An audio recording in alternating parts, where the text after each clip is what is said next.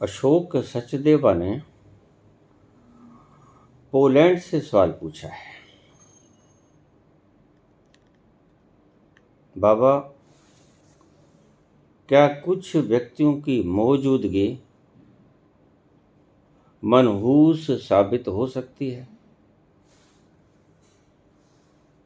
Poland से अशोक सचदेवा, क्या कुछ व्यक्तियों की मौजूदगी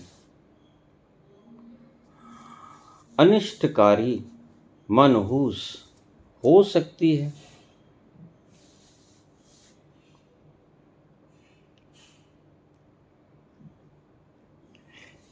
कुछ सवाल प्रश्नकर्ता इतने चालाक होते हैं,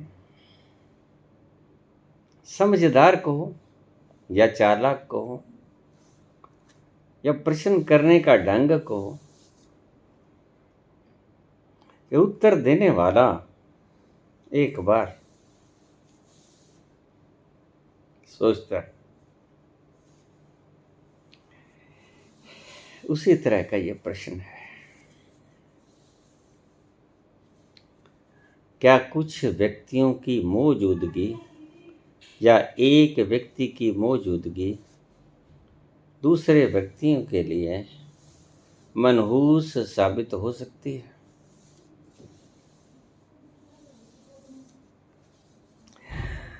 प्रश्न संसारिक है, निश्चय, क्योंकि आध्यात्म के जगत में मनहूस और श्रेष्ठ कुछ नहीं है।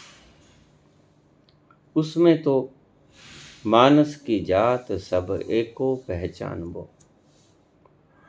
मानस की जात सब एक से ही उत्पन्न हुई है और एक ही जानो। उसके भीतर वो एक ही परम परमात्मा विराजमान है। आध्यात्मिक प्रश्न तो नहीं है, निश्चित ही सांसारिक प्रश्न है। और सांसारिक प्रश्न में मैं क्या जवाब दूं आपको?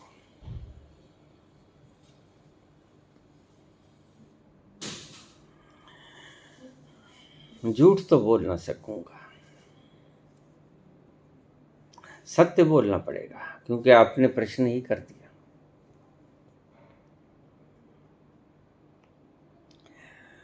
पहले जमाने के लोग, कोई वक्त था, कोई जमाना था, शायद पुराने जो लोग आपके बीच में बैठे हों वो जानते होंगे, या ज्योतिष से संबंधित लोग जानते होंगे कि पहले जमाने के लोग, जो बच्चा मूल नक्षत्र में पैदा होता था, उसको पैदा होने के फौरन बाद घर से निकालकर जंगल में फेंक दिया जाता था। यह ज्योतिष की एक परंपरा थी। क्यों? क्योंकि एक व्यक्ति के कारण अगर नष्ट होता है घर या ग्राम या राज्य या देश, तो उस एक व्यक्ति को बड़ा नहीं करना चाहिए, उसको फेंक देना चाहिए, और ऐसा ही किया जाता था। मूल नक्षत्र में जन्म लिए लोग, ध्यान रखें, गूढ़ सवाल है, इसको हृदय में नहीं उतारिएगा, सिर्फ सूचनाओं तक ही सीमित रखिएगा। पहले आपको कॉशन कर, मूल नक्षत्र में जो व्यक्ति जन्म लेता था वह मनहूस है, घर को तबाह करेगा, ग्राम को तबाह करेगा, और अगर कहीं गलती से राज्य में पहुंच गया उसको तबाह करेगा, और अगर कहीं दुर्भाग्य से देश के पद पर पहुंच गया तो देश को विनष्ट करेगा। ज्योतिष की यह मान्यता थी अति प्राचीन। तब ज्योतिष को सर्वोपरि माना जाता था। बच्चे के जन्म के वक्त सुद्धोधन बुलाते हैं ज्योतिषियों को। बच्चे का जन्म इस वक्त हुआ, बताइए इसका भविष्य क्या होगा। असल उनका मंतव्य ये होता था कि कहीं मूल नक्षत्र में तो बच्चा नहीं जन्मा है, या कोई और बाधा तो नहीं है। तो जोशियों ने देखा, तब के जोशी आज के जोशियों जैसे नहीं रहे होंगे, जो मात्र स्टार कैलकुलेशन के द्वारा ही किसी के भविष्य की भविष्यवाणी करते। निश्चित ही अपने गहरे तलों में उतरकर जो देख लिया जाता है वह गलत नहीं होता। 100%। एक ऐसा तल है, मैं बहुत बार आपको पहले बता चुका हूं। हमारे भीतर चेतन, अचेतन, कॉस्मिक अवचेतन, और उसके बाद चौथा कॉस्मिक सुपर कॉन्शियसनेस, कॉस्मिक चेतन, जिसे हम परमात्मा भी कह देते हैं। और सुपर कॉन्शियसनेस, कॉस्मिक अनकॉन्शियसनेस, उसकी बाउंड्री लाइन पे जो व्यक्ति खड़ा होता है, इधर भी झांक सकता है, उधर भी झांक सकता है, वह व्यक्ति बता सकता है कि इस व्यक्ति का भविष्य क्या होगा।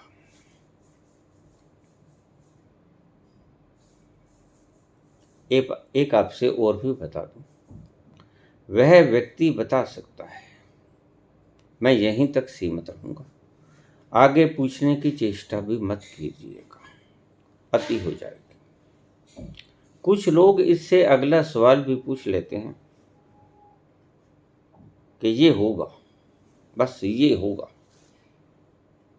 कुछ लोग अगला सवाल पूछ लेते हैं जिसका जवाब संत पुरुष नहीं देते और नहीं देना चाहिए। क्या उसको बदला जा सकता है? बस इस प्रश्न का जवाब संत जन नहीं देते, जो जानते हैं। क्योंकि मानव आकांक्षा सदा यही है कि अगर कुछ बुरा है तो उसको खत्म कर दो, मिटा दो। लेकिन उसकी समझ में ये बात नहीं आती कि उस विराट के जगत में, उसके जगत के नियम से विपरीत जाना भी एक प्रकार का विराट से पंगा लेना है। खैर, मैं विषय पर आऊंगा। तो जोशियों ने देखा, मैंने कहा तब के जोशी आज के जोशियों जैसे नहीं रहे होंगे, सिर्फ स्टार्स की कैलकुलेशन कर कर भविष्यवाणी नहीं की होगी। बोले राजन, यह बच्चा होगा तो चक्रवर्ती, विश्व प्रसिद्ध ख्याति युक्त, लेकिन या तो चक्रवर्ती सम्राट होगा, आपके राज्य को इतना बढ़ा देगा कि दूर दराज के क्षेत्रों तक साम्राज्य का विस्तार कर देगा और सारे संसार में इसकी स्तुति बोलेगी, इसका गुणगान किया जाएगा। या तो यह चक्रवर्ती साधु होगा, संत होगा, सन्यासी होगा, दोनों में से कोई होगा, होगा विश्वविख्यात, होगा विश्वविख्यात।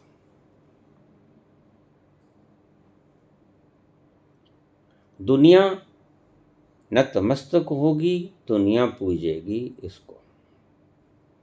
ऐसा होगा। निश्चित ही ये भविष्यवाणी स्टार्स कैलकुलेशन के द्वारा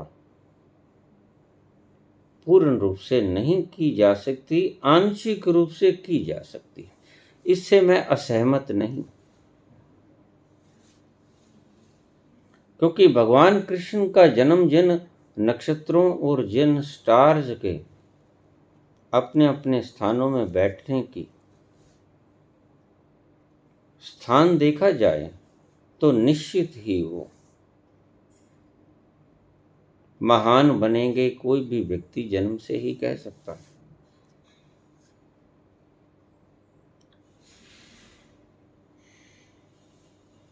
लेकिन उस वक्त के व्यक्तियों ने बुद्ध के प्रति जो भविष्यवाणी की,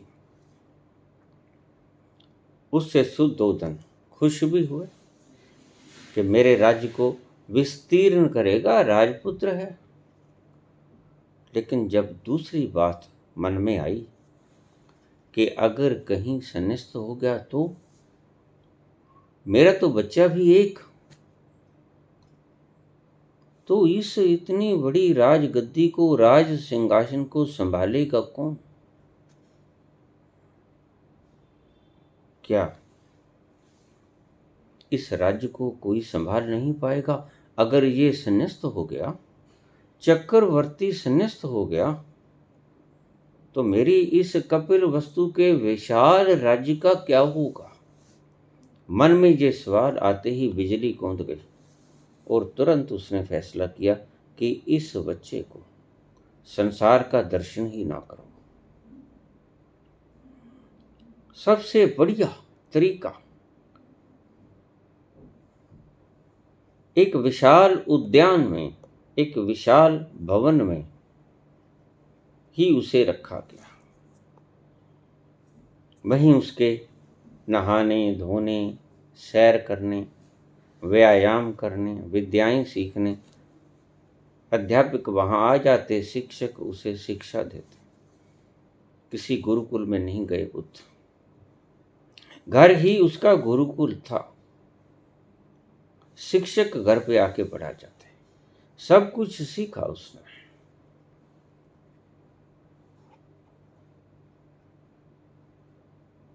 और वक्त आने पर, जैसे सभी माँ बाप सोचते हैं कि बच्चा कहीं बिगड़ ना जाए, तो इसकी शादी कर दो।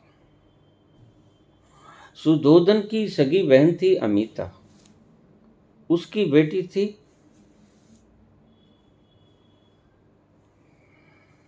यशोदा, यशोधरा। बहुत सुंदर लड़की, अति सुंदर लड़की। बुद्ध भी अति सुंदर। सुधोधन ने प्रस्ताव रखा अमिता के आगे कि गौतम की शादी, सिद्धार्थ की शादी अगर यशोधरा से कर दी जाए तो ठीक ना होगा अमिता? बहन ने कहा बिल्कुल ठीक होगा, दोनों की जोड़ी बड़ी सुंदर लगती है।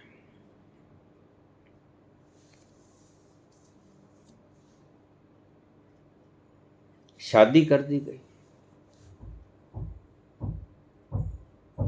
और शादी के बाद पिता निश्चिंत हो गए, बस बंध गया अब रस्सों के बीच में महीन सूक्ष्म बंधनों के बीच में। उसके बाद इंतजार होने लगा, करीब 6 वर्ष तक कोई बच्चा ना हुआ यशोधरा का। 6 वर्ष के बाद बच्चा हुआ राहु लड़का। अब तो बिल्कुल ही बेड़ियों से युक्त पिता निश्चिंत हो गया, पहली बार चैन की नींद सोया, घोड़े बेच के रात को। अब तो बिल्कुल बच्चे के मोह पाश में बंध जाएगा। हम जैसे होते हैं वैसे ही दूसरे को भी समझ लेते हैं। यही हमारी मनुष्य की कमजोरी है। हम उससे अन्यथा सोच ही नहीं पाते। ऐसा ही सुधोधन ने सोचा। पहले घरवाली के पाश में मोहपाश में बंधा, अब पुत्र के मोहपाश में बंध जाएगा। अब ये कहीं नहीं जाएगा, अब ये संन्यास्त नहीं हो सकेगा। लेकिन उससे पहले एक घटना घट चुकी थी। एक दिन उसके मित्र के यहाँ, मित्र भी आते, घर पे ही शिक्षा दीक्षा लेते। यहाँ कोई फंक्शन था, आमंत्रित किया गया था सिद्धार्थ को। पहले तो इनकार कर दिया सुधोधन ने, लेकिन ज्यादा खुशामद मिन्नत करने के बाद उस मित्र के सुधोधन ने आज्ञा दे दी कि ठीक, तुम चले जाओ। चेतक से कहा गया, सारथी से, कि तुम इसको ठीक ठाक अपनी छत्र छाया में लेकर जाना। तुम इसको संसार के दुख के दर्शन मत होने देना। जैसे ही बुद्ध सुबह उठा करते, रात को मुरझाए हुए फूल हटा लिए जाते ताकि इसको मृत्यु का दर्शन न हो। पीले फूल जो पतझड़ में नीचे गिरते, सुबह सुबह चुग लिए जाते ताकि इसको मृत्यु का दर्शन न हो। कोई भी चीज जो मृत्यु का दर्शन कराती, उससे अलग रखा गया सिद्धार्थ को। अब तक मृत्यु क्या है, सिद्धार्थ ने दर्शन नहीं किए थे। आज प्रथम बार रथवान लेके चला उसको, राजकुमार को। जनता को पता चला कि भावी राजकुमार आज प्रथम बार निकलेंगे राज्य की सड़कों पर। रास्तों पर भीड़ इकट्ठी हो गई, लोग चारों तरफ खड़े हो गए, कतारें लगी थी, बीच में से रथ जा रहा था। अचानक उसने देखा एक व्यक्ति दुबला पतला कमजोर वृद्ध हो गया था, कमर झुक गई थी और वो आगे होकर लाइन में से राजकुमार के एक झलक देखना चाहता था। कैसा है राजकुमार, हमारा भावी राजकुमार कैसा है। देखने की चेष्टा में जैसे ही नजर पड़ी सिद्धार्थ की, उसने पूछा, चेतक, ये कौन है? कहता, राजकुमार, ये आदमी है। वो तो मुझे पता है, लेकिन ये ऐसे कैसे हो गया? ये वृद्ध हो गया प्रभु, बूढ़ा हो गया। यद्यपि मनाही थी, लेकिन कोई अज्ञात शक्ति उसे कहलवा रही थी, रोक नहीं पाया। इतनी मासूमियत से पूछा सिद्धार्थ ने।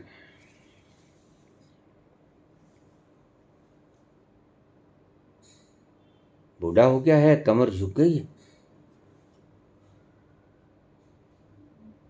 क्या मैं भी ऐसा हो जाऊंगा कभी? हाँ, प्रत्येक व्यक्ति ऐसा ही होगा। वक्त पाकर प्रत्येक व्यक्ति बूढ़ा होता है। जिसने जन्म लिया वह बूढ़ा भी होता है। आगे चला, एक बीमार व्यक्ति बुरी तरह खांस रहा। पेशेंट, खांसी रुक रही नहीं रही, मुख लाल हुआ जा रहा, बुरी तरह से, बड़ा तंग परेशान। पूछा उसने, चेतक, ये कौन है? यह मनुष्य है, बीमार है। बीमार है? क्या है? बीमार है, शरीर ठीक नहीं है, अस्वस्थ है। क्या मैं भी बीमार हो सकता हूँ? हाँ राजकुमार, प्रत्येक व्यक्ति जिसने जन्म लिया बीमार हो सकता है। आप भी बीमार हो सकते हैं। एक अज्ञात शक्ति उस सब कुछ बताने को मजबूर कर रही थी। ये खेल था उस अज्ञात शक्ति का। कहलवाए जा रहा था, रोकने के बावजूद। बीमार हो सकते हो तुम राजकुमार। आगे चला।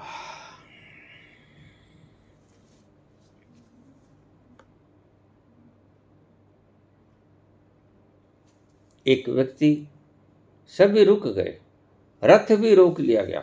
एक व्यक्ति की अर्थी उठाए 4 लोग और पीछे सभी जनता चली जा रही थी। अर्थी को तो जगह देनी होती है, अंतिम यात्रा है। कंधों पे उठाए लोग ले जा रहे थे, पीछे पीछे जनता। रुक गए। उसने पूछा, चेतक क्यों रुक गए? क्या हुआ? प्रभु, ये अर्थी है मृत व्यक्ति की। क्या हुआ? ये मर गया है प्रभु, मर गया है। मनुष्य था? हाँ प्रभु। तो क्या मैं भी कभी मर जाऊंगा? हाँ प्रभु। राजकुमार, जो जन्मा है एक दिन मरेगा, यह कटु सत्य है।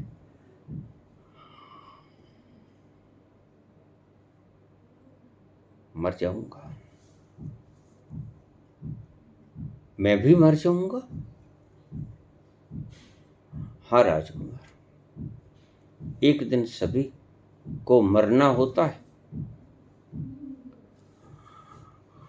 बुद्ध तो भीतर से कंपे। चेतक, रथ को वापस ले चलो। जब एक दिन मर ही जाता है व्यक्ति, चेतक वापस ले चलो रथ को। तो मैं मर ही गया, आज ही मर गया, अभी मर गया। वक्त का गैप, फासला कोई मायना नहीं रखता। मर ही गया, वापस ले चलो। काहे का जश्न?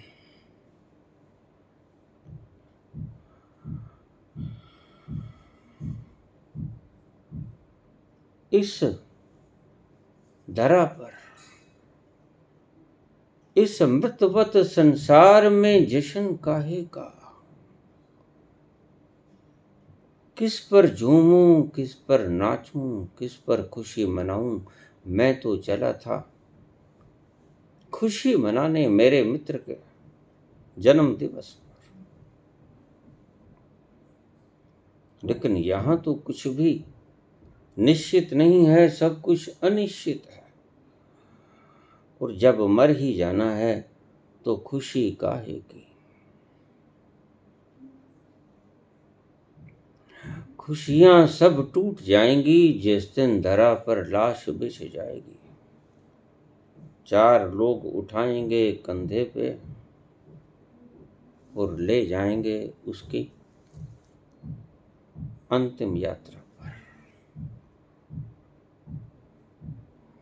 जहां वो सोएगा दिन पर रात और फिर कभी नहीं जागेगा, वापस कभी नहीं आएगा, कभी जागेगा नहीं। वापस ले चलो, रथ हो गया।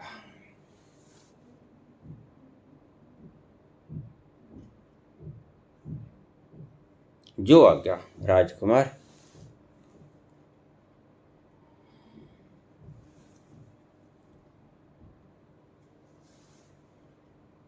वापिस हो गया रथवान। पहुंच गया अपने महल में। सुधोधन तो घबराया। क्या बात है चेतक, इतनी जल्दी वापस आ गए? गए नहीं?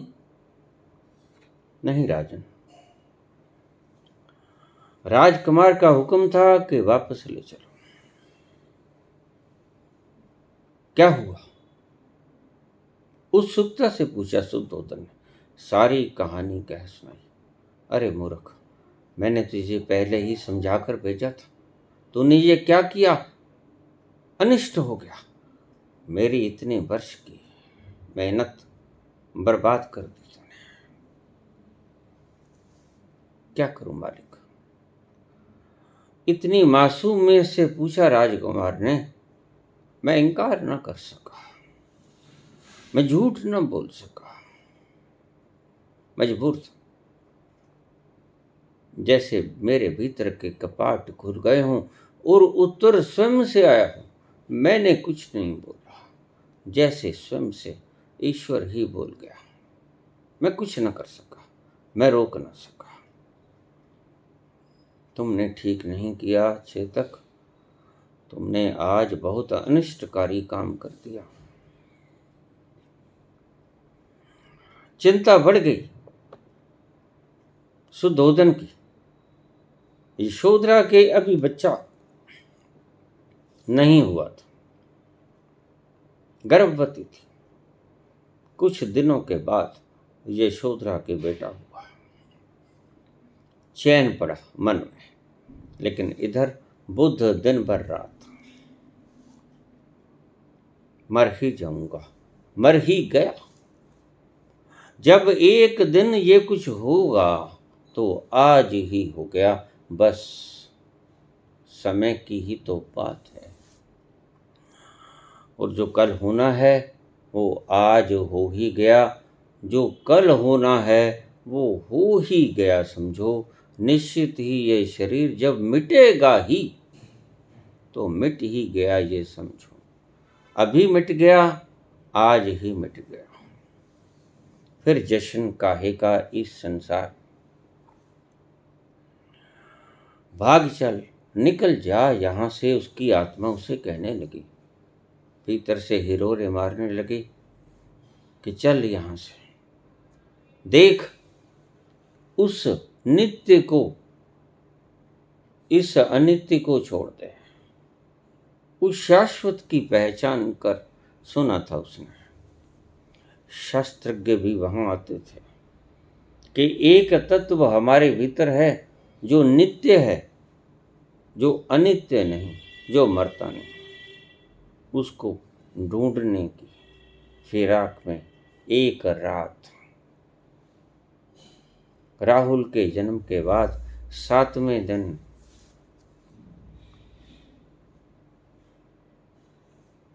राहुल का मुखड़ा देखकर, यशोधरा को सोई देखकर गहन निद्रा महलों को छोड़ दिया, उसकी खोज में जो कभी मरता नहीं। कहां से उत्पन्न हुई ये जिज्ञासा?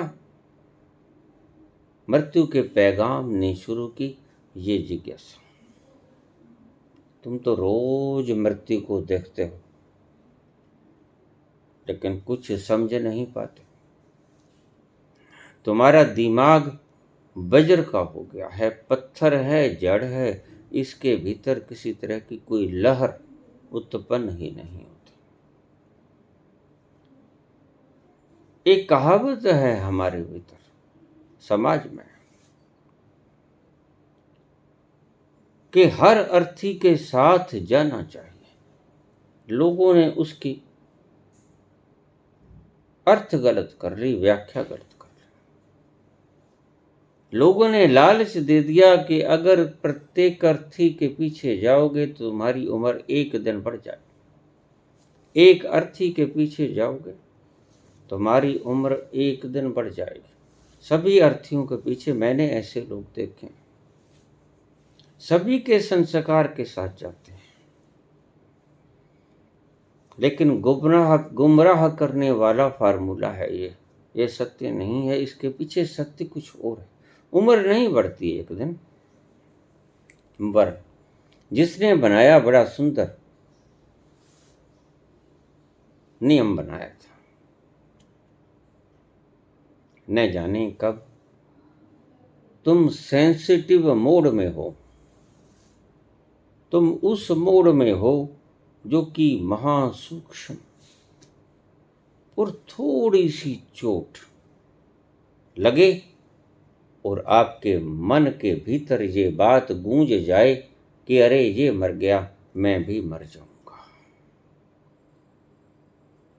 छोड़ दो सब झंझट, झगड़े, तूफानों को, चलो उसकी तलाश में जो कभी मरता नहीं। ये था कर शायद किसी सेंसिटिव मोड में, किसी महीन नाजुक मरहले पे मन के कोई रग हिल जाए तुम्हारे भीतर और वो याद आ जाए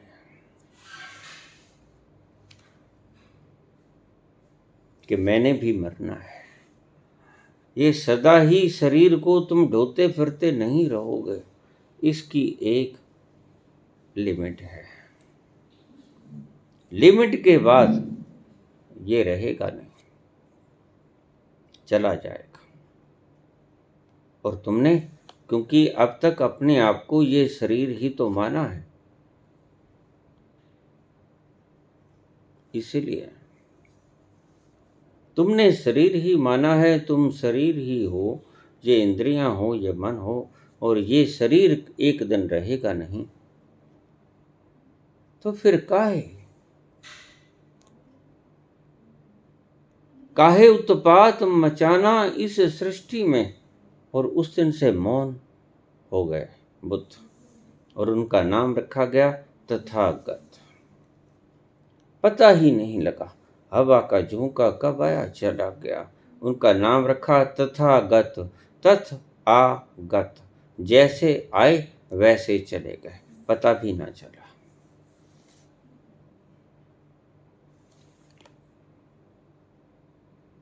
बुद्ध तथागत के नाम से प्रसिद्ध हुए। जरा भी फोटो ना खिंचवाई, बाद में लोग याद रखेंगे। उस वक्त ऐसे इंस्ट्रूमेंट इजाद भी नहीं हुए थे, कोई आकृतियां नहीं बनाई गई, राजकुमार थे। बनवा सकते थे, नहीं बनवाई। कोई इस नश्वर शरीर की आकृति न गढ़ी, कोई मूर्ति नहीं बनाई, लेकिन जितने वो बचकर रहे, आपको हैरानी होगी जानकर कि विश्व में सबसे ज्यादा मूर्तियां अगर किसी की बनी तो बुद्ध की ही बनी, जो चाहता था कि मेरी मूर्ति ना बने, जो चाहता था कि मेरे नाम की, मेरे शरीर की आकृति कहीं दिखाई ना जाए बाजारों में, चौकों में, उसी की आकृति सबसे ज्यादा बनी। छोटे छोटे बुद्ध बनाए गए, छोटे बड़े बुद्ध बनाए गए। एक एक मंदिर में हजारों हजारों बुद्ध की मूर्तियां रखी गई। बाकमाल थी यह बात। जो बचा उसी की मूर्तियां ज्यादा बनाई गई। जिसने चाहा कि मेरी मूर्ति ना बने, उसी की मूर्तियां सबसे ज्यादा।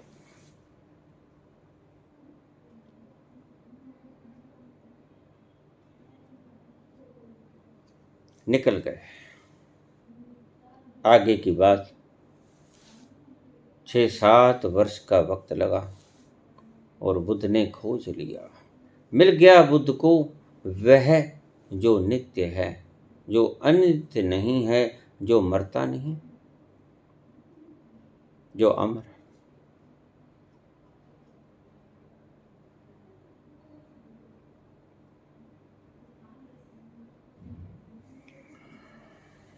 हम प्रसंग पे आ जाएं।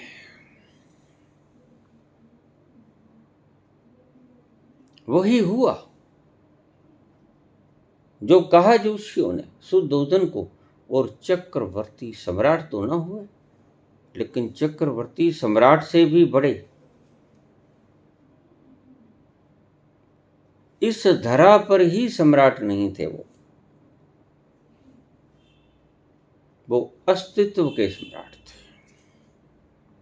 तमाम सृजना के भीतर उनका कण कण समाया हुआ था। वो ईश्वर हो गए। उन्होंने जान लिया कण कण के भीतर मैं ही व्यापक हूं।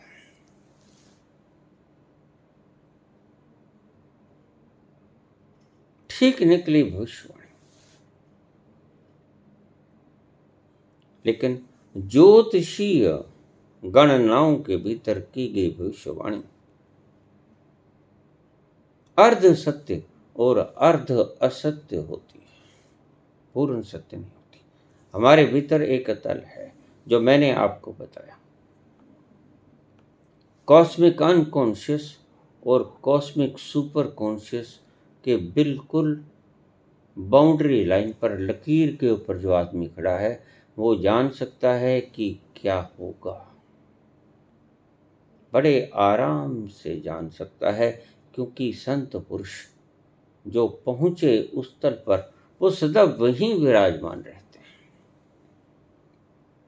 ये जो समाधि में समाधिस्थ होना और उस आनंद की मिठास को पीना और कुछ नहीं है। उसी तल पर ये घटना स्वयंमेव घटती है, जहां कबीर कहते हैं सूरत कलारी भई मतवारे, मदवा पी गई बिन तोले। उस तल पर खड़ा हुआ व्यक्ति उस अमृत का पान निरंतर करता ही रहता है। मदहोशी बढ़ती ही चली जाती है, और एक दिन इतना मदहोश हो जाता है जैसे शराबी नशे में गिर जाता है, सड़क पर चलना असंभव हो जाता है। वैसे ही बूंद इतनी मस्त हो जाती है कि खुद की खुद ही खो देती और उस सागर में उतर जाती है और स्वयं का होना खो देती है खुशी से। ये जानती है बूंद कि अब मैं बूंद की तरह शुद्र न रहूंगी, मैं समुद्र की तरह विराट हो जाऊंगी। विराट ही हूं, विराट ही से टूट गई थी किसी वक्त, लेकिन आज फिर मैं उसी विराट के तत्व में विलीन होकर विराट ही हो जाऊंगी। मेरा अस्तित्व समाप्त नहीं होगा, मेरा अस्तित्व अनंत अनंत अनंत गुना विस्तृत हो जाएगा।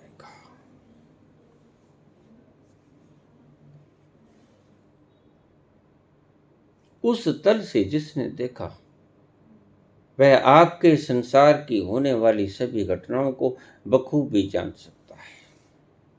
बखूब सब कुछ जानता है वो, इसीलिए सर्वज्ञ कहा गया परमात्मा को।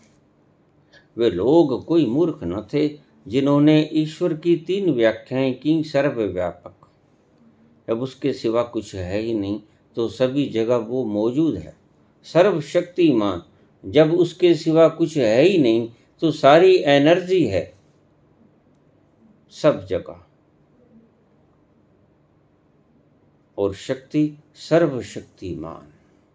सारी शक्ति का मालिक जब एक ही है तो वह सर्वव्यापक भी हुआ और सर्वशक्तिमान भी हुआ। और तीसरा कहा सर्वज्ञ, सब कुछ जानता है। कुछ लोगों ने इसकी व्याख्या थोड़े से हल्के में जाके कर दी, जो कि ठीक नहीं थी। उन्होंने कर दी कि जो जानने वाला था वो जान लिया गया। नहीं, ये व्याख्या नहीं। किसी और तल से वो व्याख्या कर दिए, लेकिन ये व्याख्या सही नहीं है। सर्वज्ञ की ये व्याख्या सही नहीं है कि जो जानने जैसा था वो जान लिया गया। वो तो जान लिया जाता है, और जानने जैसा जो होता है वो ये भी तो समझना चाहिए कि वो सब जगह सर्वव्यापक है, सर्वशक्तिमान है। और जो सर्वव्यापक है वो सर्वव्यापकता की अपनी शक्ति के कारण सब कुछ देख सकता है। ये बात वो नहीं बता पाया। जो सर्वव्यापक है, सर्व स्थान पर क्या घटित हो रहा है, क्या घटित होगा, त्रिकालज्ञ है, भूत भविष्य वर्तमान, तो उसको जान नहीं पाएगा। जो सब जगह मौजूद है, सब कालों में मौजूद है, सर्वव्यापक है, सर्वशक्तिमान है, तो वो ये भी जानेगा कि क्या होगा, क्या हो रहा है, क्या हुआ था। त्रिकालज्ञ का यही मतलब है। कुछ लोगों ने इसके अर्थ कुछ इस ढंग से किए, पर मैं इससे सहमत नहीं।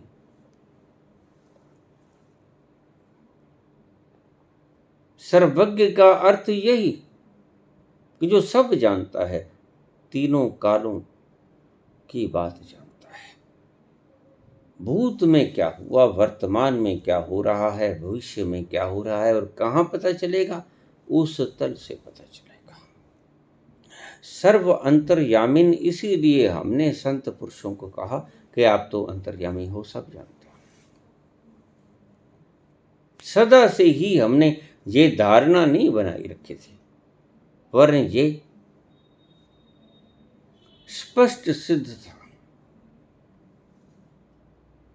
कि वो सब कुछ जानते थे।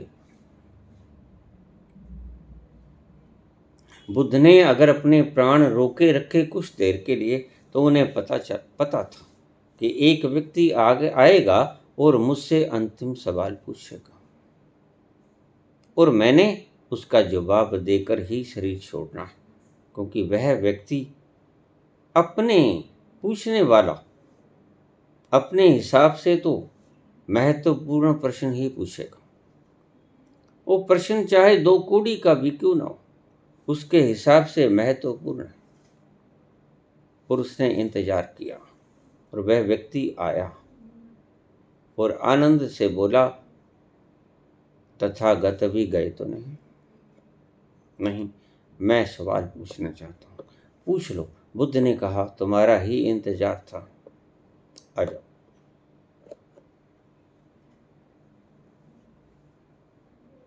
मैं फिर कहता हूँ, ये मत पूछना कि उस घटना को रोका जा सकता था या नहीं, क्योंकि इसका जवाब आपको गड़बड़ा देगा।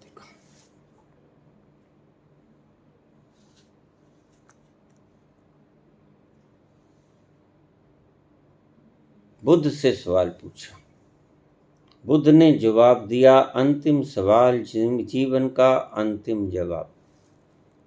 अंतिम जवाब देकर बुद्ध कहते, ठीक, मेरा काम पूरा, मैं चला। और प्राण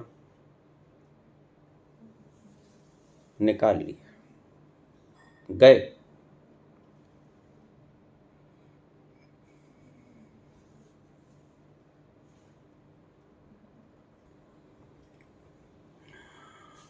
लंबी हो जाती है वीडियो, क्या करूं।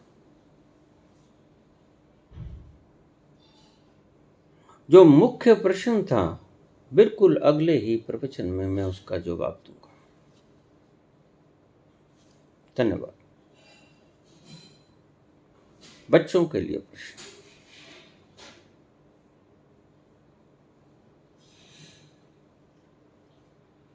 ऐसा कौन सा जीव है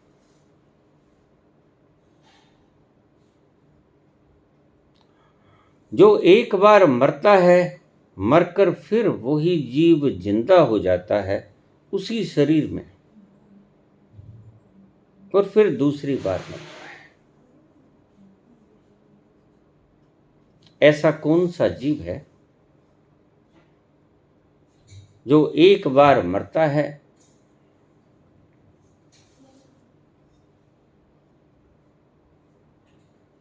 मरने से पहले जब उसकी उम्र आती है मरने की, तो वह फिर जिंदा हो सकता है, हो जाता है तो ये स्वैच्छिक ही। चाहे तो दूसरी बार जन्म ले सकता है, दूसरी बार जिंदा हो सकता है, ना चाहे तो ना हो, उसकी मर्जी। मनुष्य में तो ऐसी संभावना नहीं होती। ऐसा कौन सा जीव है जो चाहे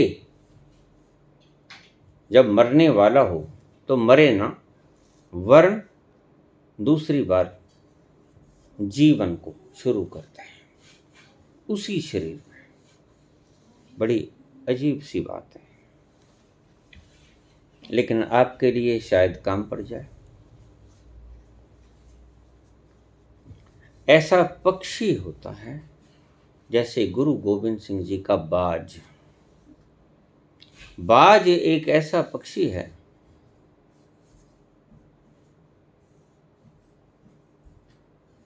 जो मरने से पहले, बिल्कुल मरने के कगार पर जब उससे उड़ा भी नहीं जाता, बहुत शक्तिहीन हो जाता है, निर्बल हो जाता है, थोड़ा भी उड़ा नहीं जाता तो कहीं पहाड़ पर चला जाता है। वहां जाकर वो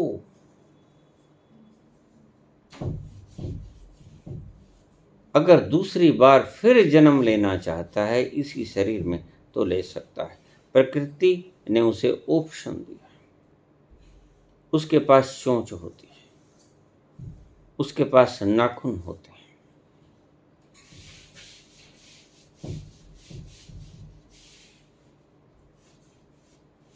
वह अपने नाखूनों से अपने पंखों को तोड़ देता है और अपनी चोंच को तोड़ देता है, टक्करे मार मार के, पत्थरों पर टक्करे मार मार के अपनी चोंच को तोड़ देता है। बड़ा कष्ट होता है उसे। अपने नाखूनों को तोड़ देता है, अपने पंखों को तोड़ देता है खुद,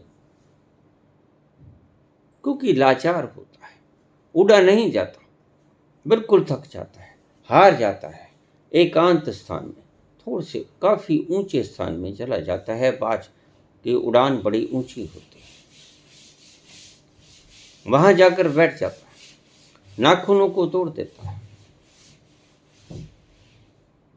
और अपने पंखों को तोड़ देता है और पत्थरों पर चोंच मार मार कर, यद्यपि उसे बड़ा कष्ट होता है, अपनी चोंच को भी तोड़ देता है।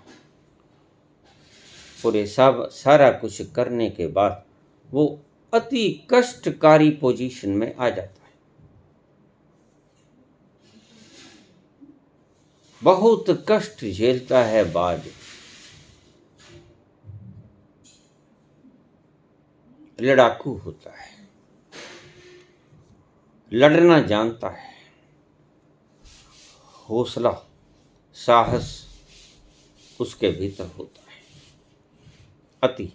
इसलिए गुरु गोविंद सिंह ने बाज को चुना। 1.25 लाख से एक लड़ाऊं तब गुरु गोविंद सिंह नाम कहा। बाज को चुना।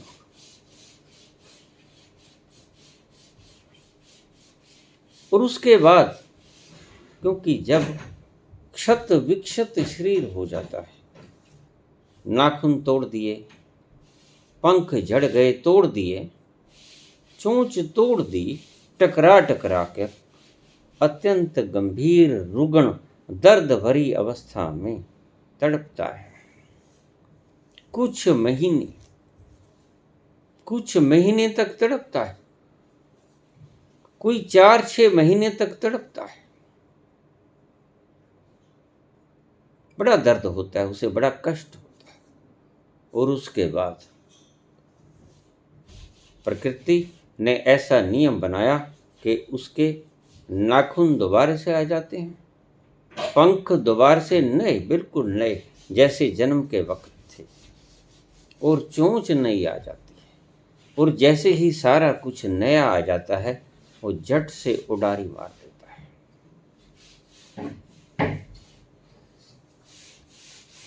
करीब बाज की आयु पहली अवधि में 45 वर्ष की होती है और दूसरी अवधि में करीब 34-35 साल की होती है।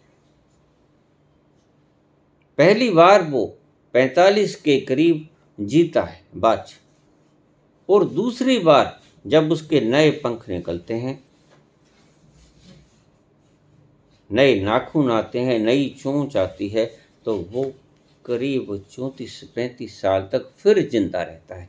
2 बार जिंदा रहता है। वो अपनी इच्छा से स्वैच्छिक मृत्यु अगर चाहता है तो मर भी सकता है। यह ऑप्शन है इस पक्षी के लिए, सिर्फ एकमात्र ये ऑप्शन इस पक्षी के लिए है। अनूठा पक्षी है, इसलिए गुरु गोविंद सिंह ने बाज को चुना। ये कहानी शायद आपने पहले न सुनी हो, आपको पता न हो, लेकिन सर्वविदित है। हमारे पुराने बुजुर्ग हमें सुनाया करते थे। गुरु गोविंद सिंह की कथा के साथ हमारे बुजुर्ग हमें ये बात भी बताया करते थे। एक अकेला प्राणी संसार में ऐसा है जो खुद की इच्छा से मरे बगैर फिर से जिंदा हो सकता है और बच्चे की तरह नया आ जाता है, सब कुछ उसके पास। वह बाज होता है। बच्चों के लिए इतना ही। धन्यवाद।